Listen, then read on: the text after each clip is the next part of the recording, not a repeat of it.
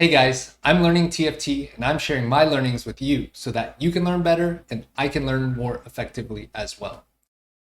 I have a very special coaching session by Dpei. This was courtesy of the TFT Coaching Plus program run by Asa. He did a really in-depth presentation and did a lot of preparation into line selection. So that's what I'm going to share with you now. I'm excited because I actually haven't watched this coaching session. I caught like the very last bit of it. So I'm going to be learning along with you and taking notes on the side here. I'll provide a link to this end notes page in the description below. So check that out if you want to be able to see that as you're watching this video or just be able to skim through it. So with that said, let's go ahead and get started. At any point, this is like a really intimate session. So like, if at any point you guys want to like stop and Oh, and I'm going to be playing at 1.5 speed just to be able to go through this a little bit quicker. just like ask me a question or whatever, like feel free. It's like much more freeform. And I think you guys, it's more important that you guys get whatever you want out of the session, right? I think that's like really important. So if you have any questions, if you're confused at all, whatever, just like stop me and be like, hey, David, I have a question, or yeah, anything like that. Okay, I'm gonna go and truck on through. You guys can see my screen. Can you guys see when I full screen? Yep. Okay, cool. So the main thing I want to talk about is line selection today. About me, not really important, but just like I have some credentials of being good at TFT, like former rank 1 and multi-set regional players, and currently I'm at top 10 in NA at like 1400 LP. But yeah, that's just a little bit about me. Feel free to ask me questions throughout. Like I said, what you get out of this is most important to me, not going through the material that I kind of like prepared.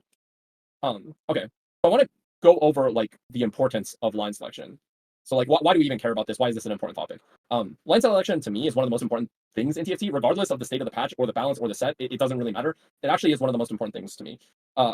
And I think line recognition is something completely different. I think this is a really important skill as well, but it's like, on to one, which line am I going? I think this is a completely different skill. And I still think line selection, like choosing the right comps to know how to play, is the most important thing, right?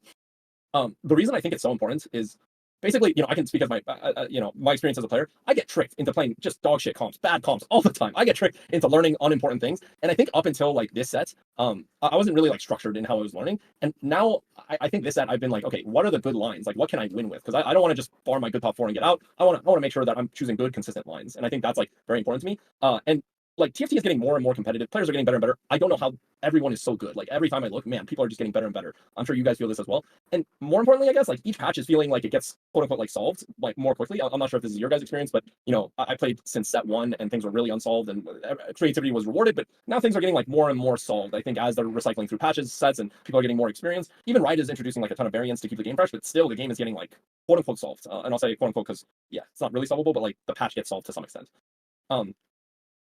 Lastly, like TFT is a puzzle and you kind of just have to unlock it. And what I found out, from this set, this is kind of just my experience, taking TFT more structured. You have to unlock it with a lot of rigorous preparation and a thorough understanding of the lines you do play and you do study, right? I think I did the habits of kind of just like watching streams, AFK watch streams, and kind of just take whatever the streamer said for granted. And I think this was good if I just like lived and breathed the game. I kind of just was on that, I would just watch Setsuko or watch Setsuko and Dishso VODs like religiously in set 8, and I kind of just learned whatever they taught me directly in that game. But you can learn on your own, and you can even have an edge over these players, which is kind of crazy, right?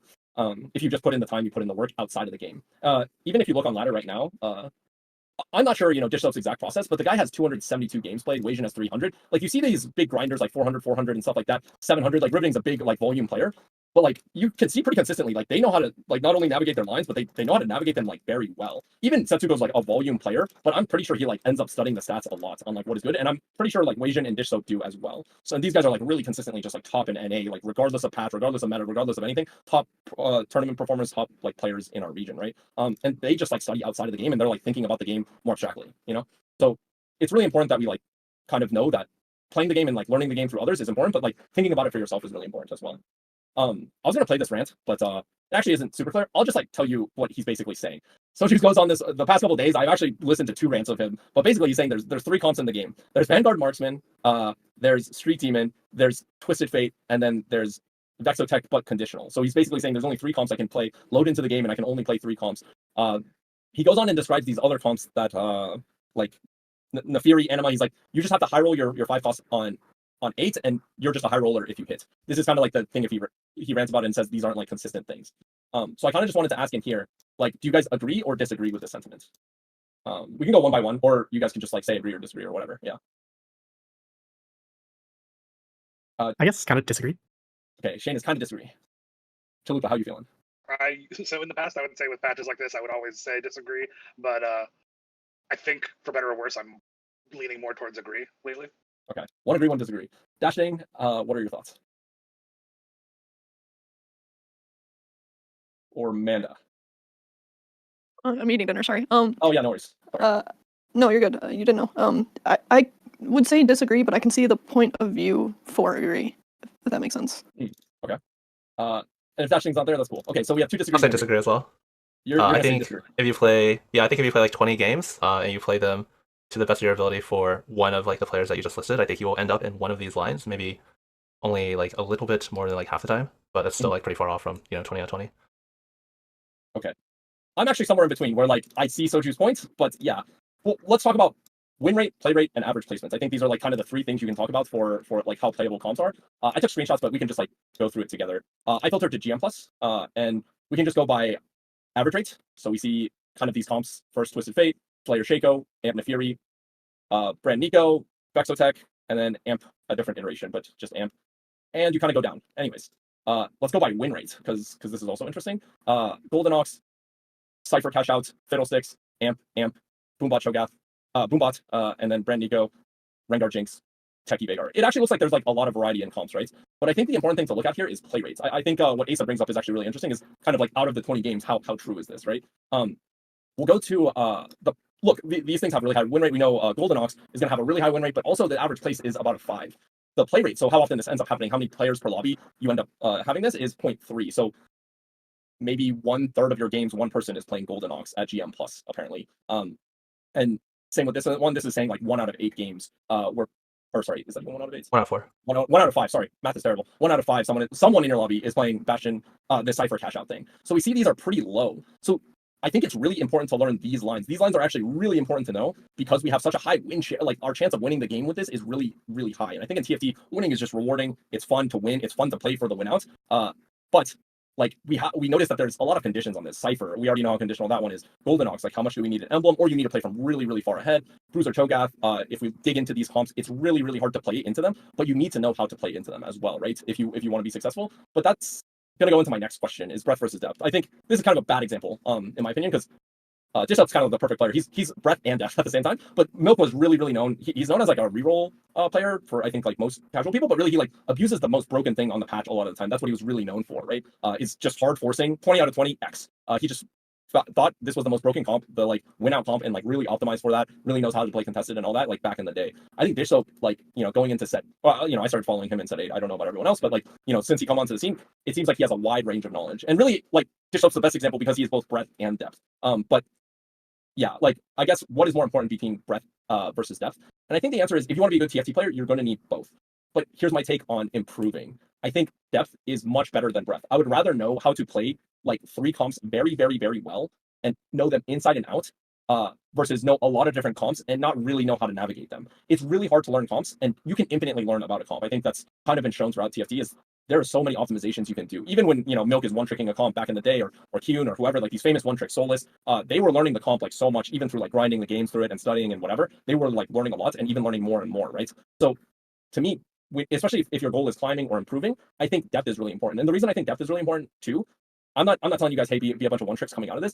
The reason depth is so important is that you start digging into the weeds of like really hard problems more often. And the higher elo you get, the more hard problems you will face. You will be more challenged in your early game. You will be more challenged throughout your game. And so you're really going to have to like learn more and more. So it is always my preference that you have a depth of knowledge in the comps that you are playing, right? To what extent, like I said, you can go infinitely deep. To what depth, that's up to you. But I would always rather restrict you guys from playing. What do we list? Like 20 comps or something that are playable. There's probably a lot of comps that are playable. But if we look at average play rates or average placement, play rates, like the Soju is right to some extent that these are really the main comps. Half your games are going to involve these 4 comps, right? At least half your games, I would argue, right? And so if you learn these like more consistent meta lines, it's a lot easier. I'm not going to tell you which lines to explore into, but it's something you should consider is like, I can't always play Golden Ox every single game. I can't always play Nefiri reroll all the time. Conditions needs to be set, right? I can't hard force fiddle every time. So you guys need to think about the flexibility of your comps. I'm not here to tell you how to play the game or what comps to choose. I'm not even going to talk too much about this patch. I think we'll get into examples, but for example's sake. So really, I want you guys to just think about, getting deep into it and knowing comps really importantly. I think another thing, I kind of was alluding to this earlier. I think studying is infinitely more valuable than Wait, playing. the Dpei, game I have a over. question before we move on. Real quickly, I'm just gonna remove my video because I just realized I'm cutting off this section here. Yeah, You mentioned like knowing those low play rate comps, like maybe like inferior role. You mentioned it's important, but you would recommend for, let's say, a player trying to improve from masters to GM to just really focus on like the top 4 comps and like not learn the other ones. Yeah, so I guess that I think that is my like prescription, is that I think people should focus on more like less conditional comps, right? Let's say Nefiri comes up 1 out of 20 games. We can even look at how often it comes out. Yeah, it comes out like 1 out of 20. Is that The 1 out of I don't 32 know. would be that. Sorry, my math is terrible. Yeah, Yeah. very infrequently. I think, you could, instead of having that out of every 32 games, you could just play Marksman's Eye more, or this, and play it a little bit better. Like I can even say for myself on this patch, which is, people are saying it's terrible, it's terribly inflexible. I have kind of just defaulted to these 4 comps. Of course, I try to see, if I get Portable Forge and I rip and I get Blighting Jewel or Silvermere Dawn, then I can play Rengar, I can play Fiddlesticks. I'll try to find my way out if I can, especially if it's looking really heavily contested. But there's always some really creative guy in the lobby trying. I can tell you, I've watched a lot of streams recently. There's always some creative person trying to find their way out, and they can't, or someone who's playing their spot badly, worse than you, and you can't. And really, you just need to place relatively better than these players. And if you play your early game better, if you kind of research into these things, in my opinion, you can force like 4 comps. If you need to play more than like 5 comps on a patch as like someone who's trying to get to GM or something like that, like really this only affects the top level. Like when we're talking about this, it's like I've seen Milk hard force, I see Aqua hard force, X comp to Challenger, and they're able to get there, and they're like 1 comp there. So I think it's just generally better to get depth. I'm not asking anyone here to one trick, but I think depth is really kind of the more thing I want to like emphasize, is depth and consistency of lines is my personal prescription for getting better. But I would never tell anyone you have to play X, Y, or Z. At the end of the day, this game is for enjoyment. Some people like playing like front to back comps. Some people like playing assassin comps. Up to you guys, I guess, at the end of the day. But yeah, I completely agree as well. But I just wanted to I was curious because, like you said, it was important to like know those other lines. But I think you just meant at like the very high level. At the very high level, like you guys aren't full-time TFT players like Setsuko and Dishsoap. It's hard to know all these lines. Like you literally get into the spot. Like if you don't even see the angle, your like expected placement is not even lower sometimes. Sometimes it goes way up, and this is why the people at the top like Wasian and Dishsoap just have like higher than 25% win rate, is because they see the win con like really often, really early on. But we're not these players. We don't spend the time as much time as them, right? So you guys are, either have a job or other things in life. Like this isn't your full-time thing. I kind of assume anyway. So my prescription is just do something really well and dig into it slowly. Yeah. Sorry. Any other questions? I'm going on a huge monologue here, but please stop me at any point. Okay, cool. Studying is just infinitely more important, and like I'll kind of go through how to study a bit. By asking the right questions. And no TFT is cyclical, especially in a set. Like comps will come back, units and their BIS will come back. Playing in a set just means investing your time. By the end of the set, like what is the like LP goal that you guys are trying to reach is kind of what a lot of you guys are alluding to. Over time, these things will add up. Like maybe you don't know brand BIS now, but you'll eventually know brand BIS. Maybe you studied PvE and then you're like, oh, this was brand BIS in this situation, but now it's this. Things will add up over time, and you'll build intuition over time as well. You are what you eat. If you kind of just watch streamers and like are half paying attention, it's better to like focus and study or be really like careful in what you're doing, right? So you are what you eat. If you eat junk food, it's not going to be good for your health. You're going to face consequences, right? So if you study and kind of take the game seriously, you'll also improve a lot faster as well. Is kind of the main point. Okay, let's go to a completely but similar topic. Let's talk about the win out potential versus the average placement of a comp. We kind of talked about the win potential of a comp and the average placement. I just kind of want to talk about the theory behind it. So if a comp has a strong ability to win the game, in theory, you do not need to save as much HP in stage 4 and 5 as you shouldn't be losing fight. There's no HP to save if you're winning out, right? You're winning all your fights in stage 5 onwards. You should be winning out. That means the comp may require more gold, more specific items like blue buff or Quinsus or whatever, or even specific augments. And that just means you may need to be like greedier with your econ items and augment decisions, right? And so like the win out comps of this patch, I think a lot of them are like Street Demon, maybe it's Fury Amp, maybe Fiddlesticks. Like Fiddlesticks 2 versus Fiddlesticks 3, huge win out potential. It's a drastic difference. Even in the Bastion Draven comp, the Cypher catch out comps, you need to hit Draven 3 or else I assume it's a lot worse. So you need to figure out ways to be greedier in a way, but also be reasonable, right? You still need to get to stage 4 and stage 5. You can't put yourself on a razor's edge all the time. The opposite is true as well. If your comp is unlikely to win out, then you are more incentivized to maximize your average placement. This means you can settle for suboptimal econ intervals or items or augments in hopes of preserving HP in 2 through 4. I just want to be super clear. You must balance that with the possibility and the ability to make strong boards in stage 5. If we just always tempo, slam, don't think about making our best items and just always be as strong as possible for that particular iteration, we don't see the forest amongst the tree, and we're going to get hit like a truck in stage 4 and 5, right?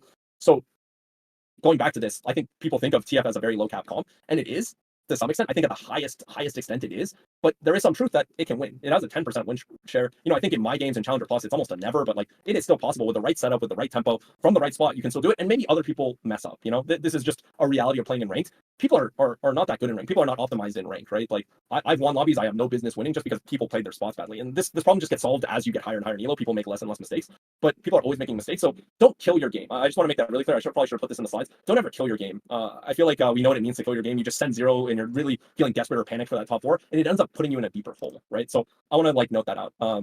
So this is the concept, is kind of win out potential versus your average placement. Which one are you playing for here?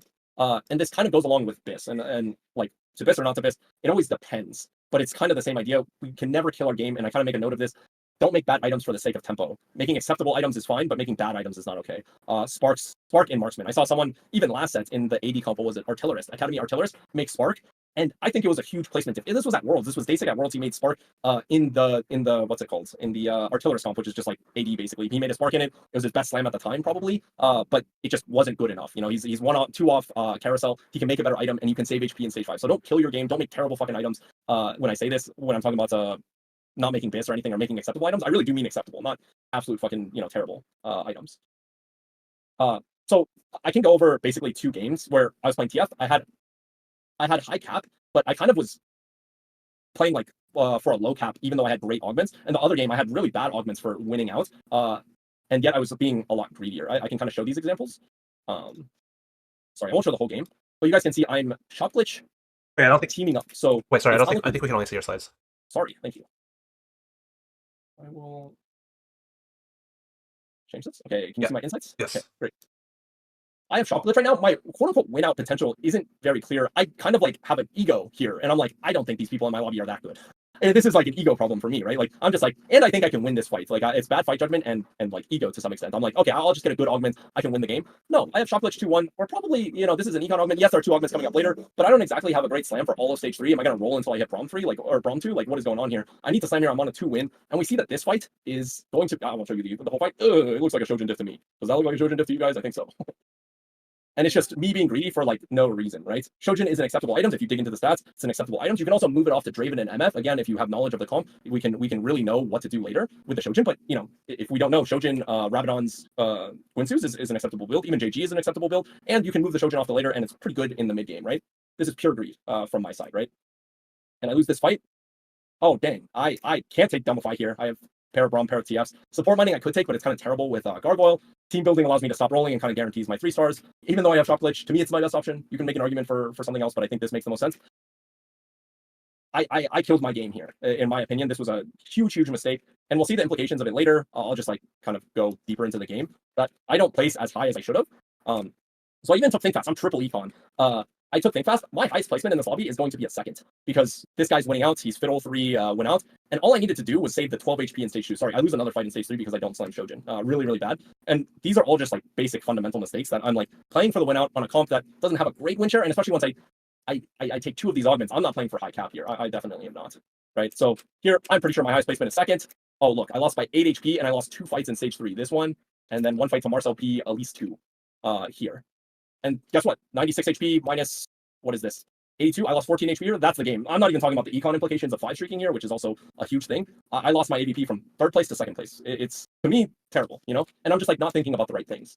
I think another example is kind of the opposite. And I don't want you guys to always think, oh, I need a tempo all the time.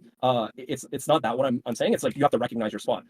Here I have a really good setup, actually. You know, I didn't have the greatest roll down, but it's not a big deal. I have Portable Forge, I have Unending Despair here, and I have Spirit Link. Spirit Link is one of the best combats in the game for those who don't know. Really good combats, I think. And even if we look at the stats for Brom 3 with, we'll just look up Unending Despair really quick. Wow, Brom is like fantastic with this, right? Brom 3-star. If I can ever get to this, wow, it's like really good. Like, I think I have 2 really good augments here. But for some reason, I end up taking max cap here, which I think kills my cap, actually. I was really afraid. I was really far away from Brom, but max cap is not going to help me for so long in this spot. Sorry, we can see I 4 streak here. I'm planning on leveling to 7, playing for Brom. I'm planning on being stable on the 2-star board. But I take max cap here and I kill my game. Instead of taking a movable Spirit Link, wow, that sounds really great combats. I have TF2. Vi's a great holder of Unending Despair as well. And proof of that is somewhere here, I'm sure. But this is just me digging into the stats. I'm sure if you end on Vi, it's not great, but still, it's like pretty good. But yeah, I kill my game here by taking max cap, and we'll see in these fights. Like I have 2-star Brom, 2-star TF, like my max cap was this. Basically, I could be either 0 gold right now and not with a Kobuko, or have the same board with unending despair. So just X out this Kobuko and I have like 10 gold instead, because max cap gave me 40 gold. I'd probably econ a bit better here. But this is my board on 4-3, and all I did was add a Kobuko to my board. That's not good enough. And Randuin's is stronger on my board, but I was so afraid of not hitting that I actually killed my game here. I played for a lower cap, and these fights in stage 4 too, I'm telling you, are so close, so close. It's not a Kobuko 1 difference either, you know? Naked Kobuko item diff. I'm pretty sure these are Randuin diffs at the end of the day. Oof. It looks so close, man. It looks so close. Does it not? And I'll show other fights. Maybe this fight's less close, but I would still kill a lot of units here. I think I would kill everything but MF. Sorry, this fight ends up being really close. So these decisions make a huge difference in your game. But it's really how we want to think about the game that matters, right? I'm playing for a high cap TF spot here. I have a great portable forge. I have Spirit Link, and in the other example, I had econ and econ, right? Shop glitch into team building. So you need to play the game differently based off of your win out potential. Is kind of my main point. And this is kind of the main concept that we need to battle out. And like, to be honest, the game hasn't been balanced this whole set. I'm pretty sure in terms of like the best comps being so much better. There was Strat Amp the first patch, then there was Zeri the second patch. Now it's Brand Nico by like a large margin, right? We really do need to look at the win percentage. But if the game's really balanced, then you can play your best spot and learn your cap as per normal. But it's something to be said about learning comps with either a really good high average placement, like really consistent, or they're really they're really like able to win the game as long as you can navigate the spot, right, and choose the right spot. So it's a delicate balance, and you must determine based on your lobby, based on your situation, based on your spot, your augments, all that stuff, what you should be doing. And I bring up TF as the example because people think you can't win out with TF. Maybe I'm not going first in these comps in these games, but you can definitely go second. You can definitely improve your 6th to a 4th, your 6th to a 3rd, your 3rd to a 2nd, right? And that's kind of the goal, is being a better TFT player, is maximizing your placements. Okay, so let's go into Street Demon. We're 3-way contested. So that means 2 other people are contesting me. Just to be clear, like, there's not 4 people playing Street Demon. There's 3 people playing Street Demon in my lobby. We're mixed streak, but 71 HP. I took slamming as the econ augment, and we're in the gold splitting galaxy, so pumped up. Everyone has a lot more gold. Kind of with this board, we're going into 4-1. What is my stopping point, if any, and what are the items we make? Are kind of the questions. I'm actually going to ask this later. This is kind of the base question, but the answer is I don't know the answer to this. You know, I know the answer to this because I've kind of like studied, but we don't know the answer to this right now. I think it's like very hard to answer right now. But like, these are the questions we should be asking ourselves for every comp. Again, I don't really care about Street Demon in particular. You guys we're gonna breeze by this patch in a week or however long this patch is gonna last. My thing is that you guys are learning how to play TFT and how to structure your game, basically. So these are key questions. There's probably a lot more that I'm not asking, but these are questions we should be like asking ourselves. What is the main concept of the comp, right? Like, what is the broken part of the comp? What is the good thing about the comp? Are we front to back? Are we like more an assassination comp? Do we counter mages? Are we a skull comp like Fiddlesticks with Ascension Gem? You know, what is the concept of my comp? It's kind of like a really important question. Another important question is, what are my main carries and my main tanks? You don't want to be carrying things that shouldn't be carried, right? In Vexotech, it's very obvious actually that the comp is really good with Hyperfangs and Hollowbow, right? So you actually have to have a duo carry there. I would put Varus as a main carry, not even a sub carry, right? Because if that was the case, we could play Vexotech all the time, which just isn't the case. Main tanks. This is, you know, kind of like, what are my main tanks? Yeah, like what is it in Vexotech? It's gonna be more than Sejuani. We need to know the BIS of your key units, right? We need to identify the key units, and then we need to find the BIS of these units and what the acceptable items are. And then I think there's stuff that are like absolutely necessary. Sometimes, you know, blue buff has been really like a necessary item on low mana units for a long time. Winsu's is sometimes really necessary. And sometimes it's based off your comp, right? Where your trait gives you a lot of X, so you don't want a lot of X. You want Y instead. I'll go over these in more detail with Street Demon as the example, but these are kind of the general questions we should be asking. I think this one's a really important question: is what unit should I be itemizing? Is the 2-star 3 cost better than the 1-star 4 cost? For tanks, for carries, you know, how does the 1-star 5 cost compare? I think the question, you know, do we itemize Jinx 2 versus Brand 1? Do we itemize Samira 1 over Jinx 2? Do we itemize Nico over Echo? These are, Nico 1 over Echo 2. Is Mundo a better holder for this? You know, these are really important questions we should be asking ourselves kind of at all points, for all comps, because this is a question we're going to have to face. We don't want to just donkey roll till we have the exact board. Sometimes it is that case, but even when you're contested, we saw in the Zeri meta, you can go 9 on Zeri 1, but what else do you need for that to happen, right? Even in the Brand Street Demon comp, you can go 9 with Brand 1, but what else needs to happen so that you can go 9 and play the cap of your comp, and you're not sitting there in the worst position donkey rolling on 8, right? You don't want to be the guy contesting from a worse spot. That would be the worst possible thing. Another question is, what are the best components for this comp? I think this is like, you're going into carousel, you can't really make a slam that makes sense, and you're down to just get more of this component. So in blue buff comps, oftentimes it's tier. Vex comp, I think tier is great. You want tiers for your Sejuani, tiers for your Varus, tiers for your Vex. Can't go wrong with the tier on the first carousel in your loss streak, right? Your calculated loss, your AFK or something, just take a tier. For Brand, maybe it's probably Rod and Belt, and you would figure this out through going through stats, but we'll kind of like breeze through this part right now. Other questions you should be asking yourself for this comp is, you know, what units are flexible? Like, what are my flex units? What are the non-negotiable units on level 7, 8, 9, you know? what can be like the fill spots and what traits are really non-negotiable. For example, I think in 7 Street Demon, it's non-negotiable to have anything but 7 Street Demon on your level 8 board. You need it, you need it, you need it. There is no 5 Street flex. That shit is all fake. Just keep digging for 7 Street until you have it. I don't care what it is. You need to know this going into your game, right? So you don't get tricked and you don't play a bad board, and you can optimize your board on 8 and hopefully go 9, right? And then what is the cap on my board? What are the units on my most capped board? Once you get the high roll, how do we convert this, right? Is kind of basically the question. What would I do with infinite money? What does that look like? And these are questions we should be asking ourselves for, what are the 5 thoughts that are fitting into my comp, and what are like okay and flexible and situational? These are all very important things. And lastly, at least, for the purpose of this example, it's like what emblems enable my comps and who are the best holders? So I just went over a list of questions you should kind of be asking yourselves in these questions when kind of digging into the stats or digging into your research, whether it's a bot or research. But I think if we answer these questions, it makes all our decisions in the game a lot easier. That's what this is all for. Preparation just makes you better for when you're actually playing the game. So we'll be able to answer really hard questions like, do we want items, combat, or econ augments? What items can we make? What are good transition units? What units do I need to hold as outs? When can I stop rolling? And what's my strongest board, right? These should all be a lot easier if you have kind of prerequisitely answered all of these before going into game, right? Or most of these, right? If we study our comp in depth and we dig into stats, my hope for you guys is that not to just be like stats nerds about it, but that you actually develop an intuition for what is good in the comp and why, and extrapolate a deeper understanding of how to navigate our games, right? I don't care about this patch. I don't care about 7th Street Demon. We're just using it as an example. But the reason that I want you guys to learn comps in depth is because I want you guys to be able to build that intuition, question yourself on why is X really good on this unit? Why do I need to not make steadfast part here and save for JG? Do I need to do this? Like questioning yourself constantly in these things, and kind of comparing yourself and keeping yourself honest with stats. I really do think intuition is important, but really you have to like start from somewhere. It can't just be all intuition based, or else you end up with just kind of hopes and dreams, I think. So building intuition, we can kind of just use this simple example. Let's dig into the stats for Brand really quick. Why is Brand Bis considered Shojin, Guardbreaker, and Jeweled Gauntlet? We kind of see, I'm on the build tab of on tactics.tools. Why do you guys think Shojin, Guardbreaker, and JG is like Bis on Brand? And why does it look better than the other ones? Do you guys think it's like really necessary to have it? I guess this is open discussion. Anyone can answer here. I was actually thinking about that kind of recently, so I think I do have an answer. Okay.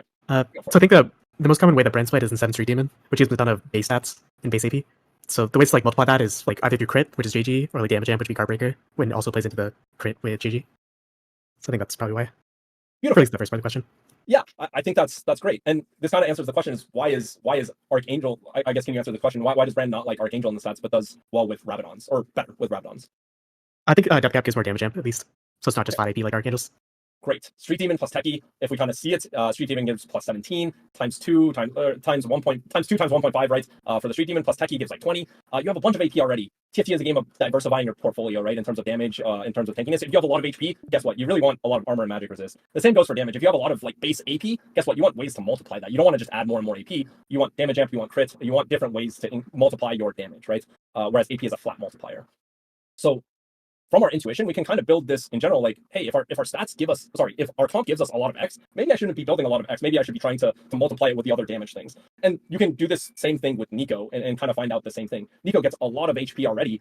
She really likes Gargoyle. She's one of the few characters in the game who like Gargoyle. Gargoyle is usually like a very worst statted item, unless it's for level 8 comps anyways, because they're not like always a straight front to back. Those are usually reserved for reroll comps like TF. But she actually likes like a lot more of these. Sorry, this is probably not the best way.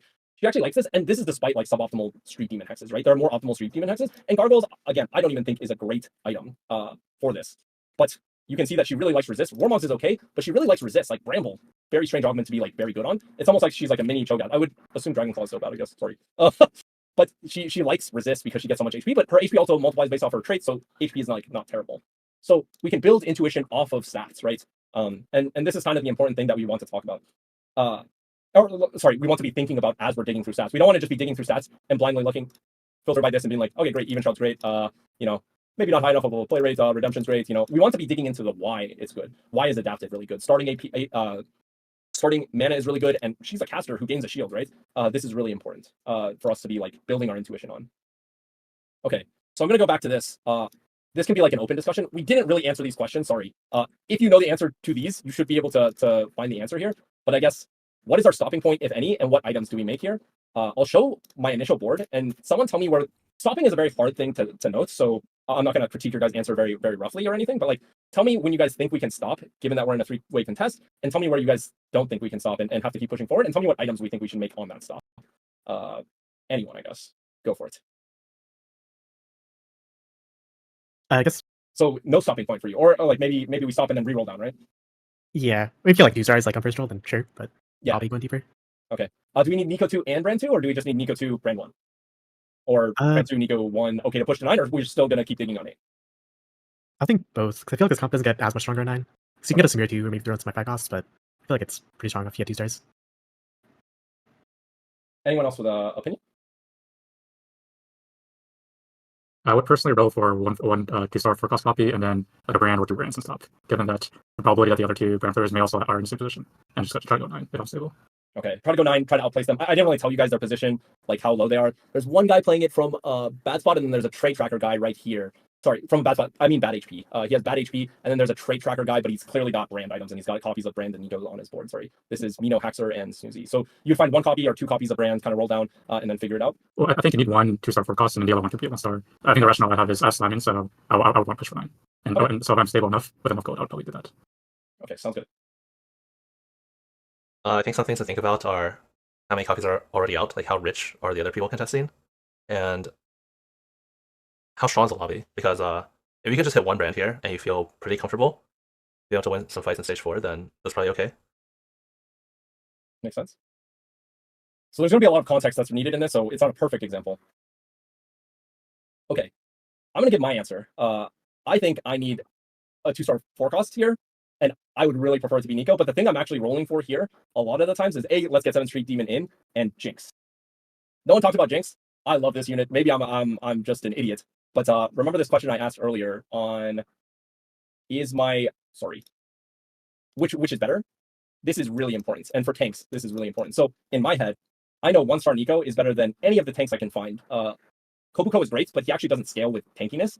There's no other tank that really fulfills what Nico does in the comp. Given that we have to play 7 Street Demon and we only have 1+1, Kobuko is the best +1 right there, to be honest, or Infinite Blob Zac, but that's kind of a separate discussion.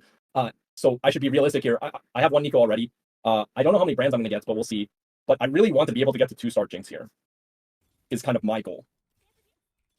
I could even make that Gragas. I decide not to early in the roll down. And I want to find a 2-star Ziggs as well, is another way of getting out of this brand lottery. I don't really care if it's brand or Ziggs. Both can carry me to 9. I need to, of course, do what Asa said, and it's like reevaluate on the spot for what needs to happen, right? So you need to reevaluate to see. We have 1 brand. I keep digging a little more because I don't know if just Jinx 2 and Nico pair is good enough. I think I need to keep rolling. I have Ziggs pair. I have 1 brand. I need to get copies out like you guys are talking about. I think this is a really juicing ending point for me, and like how I've studied the comp. I think Jinx 2 is like insane, and I think Ziggs 2 would also be an acceptable stopping point as well. What items are we making here? Like, what are your guys' thoughts on items? Not JG. I'm pausing to give my thoughts.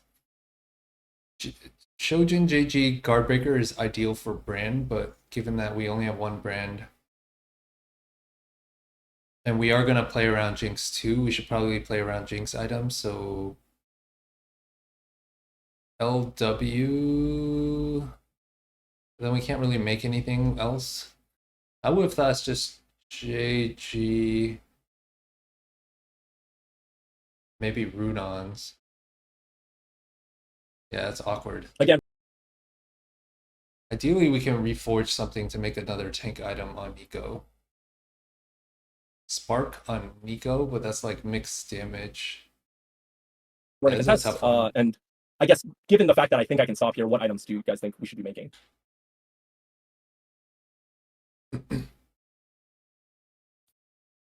And who should we be putting items on, I guess, is another question.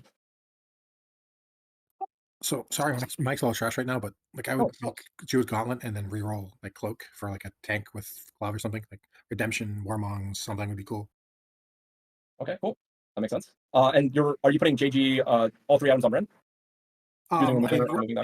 Right now I put them on brand, but like I'd be a little hesitant because I have 2 copies of Ziggs, so I might be lean towards Ziggs because it's likely he's going to be the 2-star first. Mm-hmm. Anyone else? I would always slam. Dashlane, you go first, and then Chalupa, you go next. You guys both fight it down. One of you needs to go. Sorry about that. I will probably always slam Spark on Nico, and I know it kills the Drew Gauntlet, but I also really don't like Bow. I guess I probably won't slam the Nash's Tooth, but just Sparks 3 item the Nico 2, and just keep the items on Jinx. Okay, so Spark, and then 3 dead components, right? So bow, we're not making anything with this, right? No Nashers, no Last Whisper, and no Double Guard, correct? Yes. Okay. Chalupa, what are you thinking? So I just went 8th doing this exact thing where I moved all these items onto brand. So I think it's worse. It just felt worse immediately when I did it. So given that, I almost want to say my first instinct was make JG make Runon's slam belt if I need to on Nico. I'm not. I would also at least consider actually making even Shroud here and just like being fine carrying this Jinx. And I do think I would stop here. It just feels wrong to not have 3 items on this Jinx. There's an argument to just make the JG, put the JG on Jinx, float the bow somewhere else, and make a tank item for Nico. That's also fine. Yeah, I was gonna say, I think because with this given board state, your 2 high priority units are Nico and Jinx. So like Spark and even double Guard Breaker, because you can move Guard Breaker to Ziggs later or whatnot. You can use all your components, because then you get slamming value as well, and then you can have, I think, more of a hopefully just open line for the next carousel or even item augment or something. But I think prioritizing Jinx and Nico items would be my thought process. Okay. Anyone else? Sorry. I think I have an answer. Oh, you can go ahead first. Oh. If you want a clean, you obviously need shred, so maybe Spark, and then Jinx. Like if you're using the bow, just to have a usable item, you can make Last Whisper, which is just mainly just keeping Jinx strong, and obviously Samira can use it and spread it for herself later. And then that leaves you with a belt, which either can go on a tank item or could be useful for any number of brand items, Guard Breaker, Nashers, if you get another bow, could make a redemption. Or if you even wanted to, maybe you can like reforge the belt. I mean, belt's not really something you want to reforge, but it could turn into other things like another rod or a tier or something like that. That could be helpful, or even sword for like Samira later, or Jinx. But it's also just an easily slammable, I think, component on one of your tanks. Okay, makes sense. I guess what I was thinking is maybe the JG is just too important, so I feel like that has to be slammed. So I'm probably thinking like even JG on Jinx is fine, just as like a holder.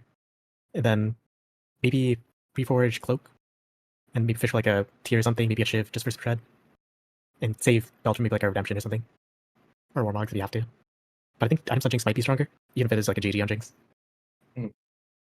And it's slamming, so you have to slam everything anyway. Yeah. Okay, we got so many answers here, and they're all like really like everyone has like I'm thinking about it. I'm really thinking about all your guys' responses. These make a lot of logical sense. They really do. Like all these sound pretty reasonable to everyone, right? Everyone says like, yeah, mine might seem a bit better, but like you guys surely can see each other's opinions, right? There's no one correct answer here. But I think like the more we are able to kind of like figure these things out, the easier it is later on. So I'll give you what I think my answer is here, and I don't actually do this in the game. I actually do something I think is bad. I would have to almost replay this game or play a similar situation again to find out. I think the best answer here for me is to Last Whisper my Jinx. Like we'll go on Samira later. Reforge. I think we're actually supposed to reforge the belt, which is crazy to me, but I think you actually can reforge the Negatron as well. Either reforge the Negatron or the belt to get 3 item Nico here. So we want a tank item. I did belt in the moment. I think I did this wrong. Oh, I didn't even show you what I end up doing. I end up making JG and all this stuff, but I think for me, if I was playing this game correctly, I think this was a slam dunk Last Whisper Jinx. We're going to be playing around this for a long time. Play around the rod, play around my 3 item Nico, and we'll get brand items later. We have 1 item in Samira, and then we'll finish the brand items later. I think that this is correct. I'm not even sure. Listening to some of your guys' responses, the only thing I can say is that I don't think it's Spark here. And the reason being that if we are carrying Jinx, it can't be Spark. And simply because Spark isn't really a tank item, and it's not really a damage item at this point in the game. So it's just kind of dead on our board. So I think that's something to consider. If we had 2 rods here and then you could carry brand, I can see an argument for it. Get shred for our brand, and then we have 3 item brand with Jeweled Gauntlet. I think that makes sense to some extent. But there's a lot of ideas in here, but that's one I'm more hesitant about. And then someone brought up double guard breaker. I think this can make sense. You're just playing a little greedier, I would say, because you never really want to end up with double guard breaker if possible, right? On the same unit, and you don't know how many carry items you're getting later, especially if you kill your rod now. So it's something to consider for sure. I think if we are going to do that, if you guys do want to like really make Spark and really play for the AP carry, or play for JG or whatever it is, then you almost have to dig for Ziggs too, if that's kind of your belief in the game, right? I don't think there's just one right way to play it. I think there are like general correct stopping points, but it depends on your idea of what the comp is, right? I think even in challenger discussions that I've had, with other players, everyone kind of disagrees or has some small difference that they would do. But these are okay as long as we're thinking about the right thing. So this is really important for building intuition, is kind of my whole point. But these answers become, I think, a bit easier when we start preparing ourselves, when we start thinking about these things a bit more. So kind of going to my previous point, you are what you eat, and study is more important than play. I think here for me, from my experience, I'm really sure Last Whisper Jinx is very good. Shojin is, I know, Abyss item on Jinx with our mana thresholds. It's like really, really good. I know Guard is a good item on Jinx. I don't know if JG, Guard, Shojin actually is great on Jinx. I've carried that for a bit, but not that long. So it's something I'm definitely willing to explore if I think that's Sobis. And then I'm on Ziggs pair. It's possible if I feel like I need to reroll down. But yeah, this is kind of the whole point of studying, is so that when we get into these spots, we know exactly what we do. It's funny because in this game I make the exact wrong mistake and I make JG transfer items to brand 1, even though I know Jinx 2 is better. I don't know what possessed me this game. But it ends up losing me a lot of rounds, and I think I can win this game. Surprisingly, there's a trade tracker player who I think botched it. There's a guy playing it from a lower spot. There are always people who are making bigger mistakes than you. I'm telling you this as a experienced player. There's always a lot of people making egregious mistakes in your lobby. The more you can get consistent in your gameplay and like on your knowledge, the easier the games will feel. I'm telling you. Like I'm pretty sure this is a straight to 9, and I win 3 or 4 of these rounds if I put items on Jinx. I think with the brand, I end up winning. I think I high rolled the Nikos. I had 80 gold, of course, but I'm 3-way contested. I think I high rolled the Nikos, and I wasn't able to convert this into a first or even a second. And I think I should be able to if I had played this correctly. And that's even with all the studying that I do and all that. So just know that this game isn't exactly a lottery. Yes, you can hit Nico too, but it's about optimizing when you do high roll, minimizing your low rolls, optimizing your high rolls, right? Is kind of the point of the win out potential and the AVP concept that we were talking about before. But I just kind of wanted to tie in this whole presentation into just this one roll down, and hopefully you guys see that like TFT is a really complex game, really, really hard, but by studying a lot and by thinking about the right concepts and questioning ourselves and having intuition with our stats, it becomes a lot easier to answer these questions. Sorry. I do have a question. Yeah. Go for it. So with the decision to make Last Whisper and have Jinx as kind of the carry right now, and you're looking to go 9 here, since you're 3-way contested, maybe this is too niche of a question, and it would be better if you're 1-way contested instead. But like, if you see a bunch of Jinxes, would you then maybe try to prioritize going Jinx 3 into having that be a carry for stage 5, or would you still keep Jinx 2 and then try and focus on Brand and Ziggs? I guess it depends on how many are out of the pool and everything. But I guess would you ever try to take the lower cost unit to carry? Yeah, that's a great question. I think for me, as long as I'm rolling for more things than just Jinx on 8, I'm okay to roll for it. But I don't think I'm rolling for just Jinx. If I have 2-star Nico, 2-star Brand, and I have 6 copies of Jinx, I'm selling that extra Jinx copy, going straight to 9, putting my items on Brand, calling it a day. Okay. And tapping out with Kobuko, Garen, Stack, whatever it may be on 9. But if I'm like hard stuck Nico pair, hard stuck Brand pair, and I have 7 Jinxes, I'm rolling on 8 until I get a stable board, my strongest board. And if suddenly I'm one off of Jinx, do we have the items for it? Do we have the items for Brand? I think these are kind of the questions we need to ask ourselves, because Jinx actually does require a lot of specific items. But I can tell you that I haven't looked into the Jinx 3 out that often, because it happens so rarely. But it is something that I should think about for sure. We can even investigate that question now if you'd like, but I suggest you look onto it on your own. But my intuition tells me that capping out on the 2-star 5 cost is a lot better. Our levels are meaningful in this comp, and then oftentimes we don't have like BIS Jinx items and BIS Brand items. So it's kind of a hard gold situation. I've never been in this situation, but it can definitely happen. If I've been in games where you're 5 natural Jinx going into 4-2 roll down, and then you have heroic grab bag, like, is that a take? I could see it. I could definitely see it, and I'd be willing to explore that, right? Like, I can tell you I don't know this comp inside and out. I just know a little bit, I think, a little bit more than the average Joe, but that's a great question to be asking, and a great question you should be asking yourself too. Like, if you find yourself in this situation, like, what should I have done, right? I don't have the answer for you now, but rough answer is there. Yeah. Yeah, no worries. That was great. Thank you.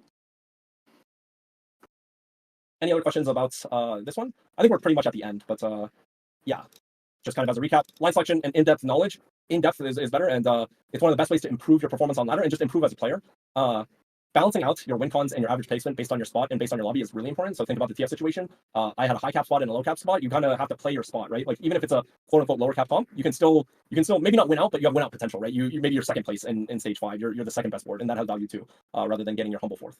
Something I want to stress to you guys, just because you guys are all very serious, the fact that you guys are having TFT coaching means you want to improve. I can tell you studying is infinitely more valuable than playing, and focus studying is really like the key thing. Can I study the right things? Am I asking the right questions here, right? Am I asking the right questions myself? Am I being critical in my thought? Is really important. And I don't want to doom and all that stuff about TFT. I think TFT is a great game. It seems really unintuitive. There's a lot of unintuitive things. There's a lot of bugs in the game that are like, why is Hollow good on Zeri? I don't know. It's the answer is it's fucking bugged. Yeah, like, no intuition can help you there. That's just a more dog tweet that you have to somehow follow. But sometimes the game is intuitive, and intuition does come easier over time after you dig into stats, after you research. TFT relies on very small, important details, but they're small and there's something you can plan around. So, and big ideas across TFT that stay the same. If it's any consolation, like, these guys are always at the top. It's no surprise, like, Darth Numb's always really good, Wei-Jin's always really good, Dish Soap's really good, Setsugo's always really good. These guys aren't just, suddenly good one set, I'm good at one set, I'm not good at another. You guys are always good. It just kind of depends on how you approach it, right? Like, whatever your peak was, I'm sure you guys can get there and even higher. I'm like really positive you guys can get there and even higher if you kind of have the right process for it. So don't be discouraged if you're like, oh man, I peaked this or whatever. You can always improve, because I know some people were saying like, I'm not that happy with this set, or I'm all that stuff. If your goal is to improve, if your goal is to have fun, just to be clear, like you don't have to play any set. No one's making you play any set. But if your goal is to like, damn, I wish I was getting better at this set, you always can. It's hard, but this stuff is also built over time. So don't feel bad. These guys have been doing it for a long time. Even myself, I played since set 1. I haven't played all the sets really competitively or anything, but I definitely have enough experience in my belt, and I've definitely put in the time to try to be good. So I'm sure you guys can do the same if you guys put in the time and ask good questions to yourselves and others. Okay. Any questions? This is really for you guys, so for to each other as well. I got a question. Yeah. On the subject of studying versus playing, what's your ratio like between the two? I'm not the best with this. It's one of those things where do as I say, don't do as I do. I think in theory, it should be at least 50-50. If we're like maximizing our learning, I think it should be at least 50-50. I don't have a number there, because I do think there's importance in playing, looking at positioning, scouting, like being able to like, I don't know, there's something about like wiring your head to be fast on rounds. At least for me, like it's important that I'm in form going into tournament or anything like that, that I get my solo queue reps in, that on 4-2 I'm able to like think about X amount of things at a time. So for me it's about 50-50, but to be honest, I think everyone could benefit from more studying than that they're currently doing. Yeah. Thanks. I have a question about something you mentioned earlier. I've actually never heard of anyone breaking these into two different concepts, like line selection versus line recognition. Can you just talk a bit about the difference of that? So I guess like the way I understand line selection is like what you're willing to play, and line recognition is like when you're in game, like knowing, like being able to choose which one of the lines you know. But yeah, I've never heard anyone separate these two. Yeah, I think this is something I focused on going into this set. I was always willing to just like play the game intuitively, and I think this is wrong. I need to be able to like hone in on the comps and really study them beforehand and know what I'm doing before I'm going into game, and know exactly like all the questions that we're like answering on this page, right? So I think line recognition is once you're in the game, and then like line selection is like before the game, like what am I really, like you said, willing to play or well studied on and feel confident in playing. So that for me is like line selection. I guess there can be a different name for it, so it's just like willingness to play the line or whatever, but I'll just call it line selection rather than line recognition, which line recognition is a completely different skill, and it's sometimes, I would say this is something that is sometimes rewarded, sometimes not. Like in a 20 out of 20 meta, it's not really rewarded line recognition nearly as much. You have 3 options and you just choose the least contested one, or you have the opener for AD, so you have to play the AD line. You have the opener for AP, so you play the AP line, and then balance that with the number of contesters, right? In some really unhealthy patches. And then there's patches where you actually can recognize multitudes of lines. From my experience, I think this one is far more important, especially like I think depth is better than breadth. Like knowing our lines that we want to play and knowing them well is much more important than being able to recognize like these niche lines, at least for the purpose of kind of the students in the class. Yeah. Any other questions? How do you go about like, say you're studying, the top 3 comps or whatever, and how do you go about organizing all that information? Do you like write it on a Word doc? Do you like notate, items? Like what information do you keep track of, or do you just kind of try to memorize it all? I tried to do like this template. It ends up like TFT is really fast paced, at least in like the competitive environment for like getting an edge. So you kind of just have to like know all these things really fast. It's actually kind of crazy because like the patch moves in 2 weeks, but like it gets solved in 1 week, and having the edge every other day for ladder is like kind of important, right? Or just like having the edge going into tournament is really important. So you end up like just kind of answering these questions, like the questions I have here. But I had kind of a document, like a template of a document, kind of like answering a bunch of these questions. Is like, what are these things? But you kind of get a general idea as you're studying more. Like I don't really like fill this out, but I probably should. It cannot hurt to write this down. I'm sure, but this kind of goes to your like own learning method. But I will say like writing down things can't hurt, and answering these questions can't hurt either. But I think I had like one that had more, but I kind of just broke it down into like what I think the key ones are. But I had like a list of questions that I tried to answer for every comp. Did it for like 2 comps, and then. But you're kind of like answering these questions naturally as you're like researching through the stats, right? Like I think I have a whole section for like Orn items or support items, which I'm sure you guys know how to like look through the stat, like 7 Street Demon, Brand Nico, and like I look at the Orn items and I'm like, okay, if I'm on Orn Galaxy, are any of these like exceptionally good? And it's like, yeah, these are great, and this is okay. Portable Forge is not a great click here, but like on 2-1 I'm open to playing brands, but I'm also open to playing other lines. And then you're like, okay, great, what are the support items? I don't really understand. Oh, Gem makes sense because I want damage Gem because my comp gives me a bunch of AP and AD base. Martyr makes sense because I have a bunch of HP from my traits, right? So some of these things just like make sense over time / are consistent over time. So but yeah, I have a bunch of like other questions, but like hopefully these the questions I kind of like listed here are like the base ones, right? Like, but you can go deeper and deeper, and you're kind of like just digging through stats and like answering these questions on like, what are the best exotech items in the Exo plus Vex, what is it? Varus. And then you're just like other, and then you're like, okay, which is the one that's broken? Great, I know it's Hyperfangs now, and Chassis is really good. And you just like look this up for every patch to make sure something's not bugged. It's kind of crazy, but yeah, you kind of just are digging through the stats a lot on the comps, but you like I like have a list of comps that I'm like willing to play here, and sometimes these are just like from the old one, or oh shit, this is from set 13. Like I don't even think this is for 14.0. I think I've just like added them, so I can like quickly go and check here now, like what are the good Orn items and stuff. So I already have them like written out, and then I just recheck maybe every patch or so, just to see if they're still a relevant comp or whatever it may be. But yeah, good question. Sorry if I answered it poorly though. No, that was great. Thank you.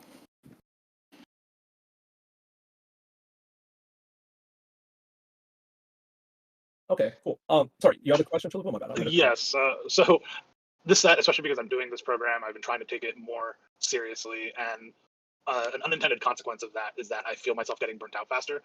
Like my already like fairly low volumes are getting lower. Like there have been days where like I won't queue because I don't want to do like my self-imposed like bot review process afterwards, and those things are like legitimately helpful, and when I do them they have been helpful, but like it's kind of put like this damper on the set. Do you have like any tips for getting past that? Is it just a mental fortitude thing? Like what is the balance there really supposed to be? That's a great question. I think I play with a bunch of people who are like, playing for tournaments. It's like very frustrating playing this game competitively sometimes, like at the end of the day, like sometimes I'm talking about like in these games, maybe I'm talking about converting a third into a first. Sometimes you're talking about converting like a seventh into a sixth, or a sixth into a fifth, or you're just like hate the comp, hate the patch, and you're just like in a bad mental state. I think it's just for me, think back to like kind of why you want to be improving at TFT, what your goal is and why you want to do it, I think if fun, like at the end of the day, we're all trying to like enjoy our lives in some sort of way. TFT is a hobby or a passion or whatever, it could be like tennis, it could be basketball, it could be whatever, crocheting, whatever. If you're not finding that joy, I think it's always good to kind of like take a step back, take a couple of days off, and kind of reevaluate like what do I enjoy about this, and really trying to focus on the parts that you do enjoy. Because there's sometimes where we're just like brain dead playing and we don't know why, and we hate it when we hate ourselves for playing. Like I've been there at 3 a.m. and I feel like a degenerate like gambler almost, just like trying to pull the lottery, and I'm like, this comp is broken and I'm in a bad mental state. I'm like, I'm just gonna open and then point flip my game and then hit the broken comp. I think I've done that a couple times on the Zeri comp, on the Zeri patch. It just means you're like, yeah, I think it just means like taking a step back and kind of evaluating for yourself what you're trying to get out of it is really important. So it's going to be different for everyone, but that's at least my personal suggestion to you. But everyone's motivation is going to be different from there on out. And maybe you don't have to play TFT, for improvement. Sometimes it's just to play with friends, or sometimes it's just to play while watching TV or whatever. I think it totally depends. But I kind of figure you guys are more on the improvement based side, or like the high achieving side, just because you guys are wanting to improve and pay for coaching. So yeah, but yeah, definitely different. Gotcha. I appreciate it. Thank you for the answer. Yeah, and no worries. I'm telling you, everyone is burnt. Like I know Asian gets burnt out. I know just like every one of these guys gets burnt out from the game. It's not always the most fun game, but yet we still all love it, and it is the most fun game sometimes, right? It's like it's kind of crazy. But I also know that I have more fun when I'm winning, and studying helps me with it winning. So that's my motivation for me personally. But I think for everyone else, it's a bit different for sure. Any other questions? This is kind of an oddball question, and I do want to say thank you for the effort you put to this. It's quite helpful, especially for someone who's trying to hit GM for the first time. I have a problem where, so my last 20 games, I have 13 second places, and I'm struggling hitting first. Mhm. Do you have any advice for that, like that 1-on-1 at the end, like how you look at it or approach it, or like someone who like 13 of my 20 games are second place? Like there's clearly something I'm doing wrong trying it first. Yeah, I think one question is like, well, I don't know what you're playing every game, but if you're not playing like the best comps, if you have like 13 TF games, like maybe you just don't have a high enough like win chance, right? And then the other thing is just going to be execution. I can't answer without looking at your game specifically, but it's going to come down to one of these two things. Am I playing comps that can win, or am I playing comps that if other people play reasonably well or like at my level, will they have a high? Sorry, I went from win chance. Sorry. Win chance. Like, are these the boards that are beating you? They're like really high cap boards, and like it's okay to go second to someone who has Golden Ox or whatever. Like, did I get my maximum placement that game is kind of the question, or did I lose to a Cypher cash out? Did I lose to God setup Fiddlesticks or something like that? Or did I lose because I didn't know how to like cap out my comp and I didn't like study enough? I think those are questions you kind of want to ask yourself honestly. And I guess like even for myself, like I'm really positive. Like I guess I really look up to Vision's climbs, or I guess start them declines. These guys have like a 27% win chance. Keen has like a 25%. This guy has a 30%. Like there are ways to win the game, and I'm at a meager 18% win chance. Like these guys are finding the ways to win because they really do understand the comp, really do execute it really well. Their mid game, early game, late game execution is really good. So there's almost always a way to win these games as long as you're choosing at least in my opinion the right lines. As long as you're not just playing like bad comps, and taking the humble second or third or fourth or whatever. You can definitely still have a 26%. He doesn't seem human. These guys don't seem human, but they definitely are, and they just do it through studying. I'm not expecting you to be there, but you can definitely be, GM or whatever it is, and have that win chance. I'm certain. Yeah. So, totally depends on your games, but it's definitely possible as long as again we choose the right line. Is the MO of the lecture, I guess.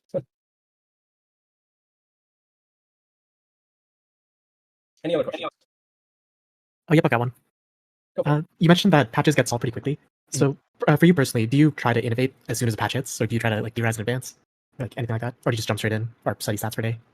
I think, going into this, it's been hard just because this new set, I've been trying to be a lot more disciplined. I think I was a lot more degenerate when I played before, kind of just like watch VODs a lot of players, and sometimes they'd be wrong, sometimes they'd be right, but I'd kind of just like blindly listen or like think about it myself. But I think it's better to definitely like look at the stats. You can have some theory craft and you can have an edge for day one, but once the stats start coming out, once the truth kind of starts revealing itself, the meta starts developing, you kind of do just need to dig into the stats and dig into like researching like what is title doing, what is Wasian doing, what is Dish Sub doing, why are they doing these things, type of thing. So it's a mixture of both. I think, I guess going into some of you guys might have aspirations for trials or things like that, where you're kind of on a patch, it comes out Tuesday, Wednesday, and then you have 2 days to prep. That might involve a lot more theory crafting, or it might involve like, testing things yourself and then like really digging through things on like Friday of to figure it out. Because I know those days are really stressful where you don't really know what's good, but like if you have a good game plan going in, choose the right lines, choose lines you're comfortable with, understand, study those. Those are really important too. But over the course of like a 2-week patch, you should be able to get some sort of edge by just knowing more and knowing more faster, I guess. Yeah. That makes sense. Thank you.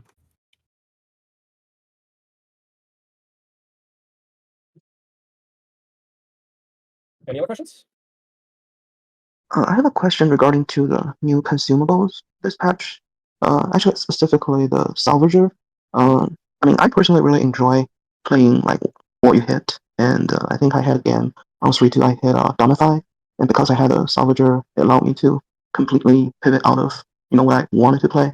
Mhm. And even though like I didn't win that game, but like the fact that I don't have to commit like from the beginning of the game on by 3-2, and I can just go 8 and roll down and just basically just play whatever I hit. Like I find that like really enjoyable. Like to me, like I wish like TFT is more like that, but like I would say like the augments, especially the newer augments they make, I don't think they make like I don't know. I feel like nowadays, I guess it's just how. I think you are correct that TFT is feeling a lot more rigid. I think this goes to like how good people are getting. Basically, people are improving more and more, and you kind of can't just quote unquote like make a board or kind of like flex on your roll down. Your roll downs have to be like planned flexes in a way. There's some like unique situations or unique augments, and I think Riot is like adding those to make the game feel fresh. Like Dumbify, you could actually be running like a 4 rapid fire setup, a 6 rapid fire setup, depending on your augments and situation. Like I've seen it win games, but they're just like we're talking about play rate. Like the times these show up are like very little, like I'm not going to see a 6 rapid fire thing here, but it's definitely like an ounce. So I guess like I think my suggestion to you guys who are playing for like improvement and things like that, at least seemingly for the fact that you guys signed up for coaching, I would go for like more consistent ways of winning, which does involve more rigidity, I would say, and more like planned. Like in the Bexo tech line, there is actually like a decent amount of like flexibility here, but it's only if you're a high roller and hit Urgot, and then you can play Cho'Gath as well. Sometimes you can play Cho'Gath there instead of Sejuani in this comp. And then you rely on hitting an Urgot later, but then your cap's not very high. But it's important to know that Cho 2 out and Urgot out, but I don't know how flexible it is. I'd argue this comp is like more flexible just because there's a lot of spots, but sometimes it's not based off of your Exotech 3 versus 5. So it's something that like there is some flexibility in the game, but I think you are right that there isn't. As far as my thoughts for my thoughts for improving are just like take more consistent lines, is my general thoughts. I think if you don't have fun with one thing or another, I can't really help with that. I also wish the game was more fluid, but I really enjoy winning, so I have to adapt and have to play like more optimally. So it does suck, and that's kind of something you have to grapple with yourself for like are we wanting to play is this game fun to me anymore, I guess. Yeah, not sure if that answered your question, but yeah. Thank you. Yes. Me or message me or whatever, and I'll be happy to answer. Thank you guys for I know I did like a lecture type thing. This is just kind of how I do things. Sorry. But hopefully it wasn't too didactic and you guys got good discussion in. And my hope is that like we don't care about like one particular patch or one particular comp or anything like that. That these skills are things that will help you improve over time is kind of my hope. And like let you guys teach yourselves, I think is my really big hope for you guys in the future. So if you guys have any questions for me, just feel free to DM me, and thank you guys for coming to this. I really appreciate it.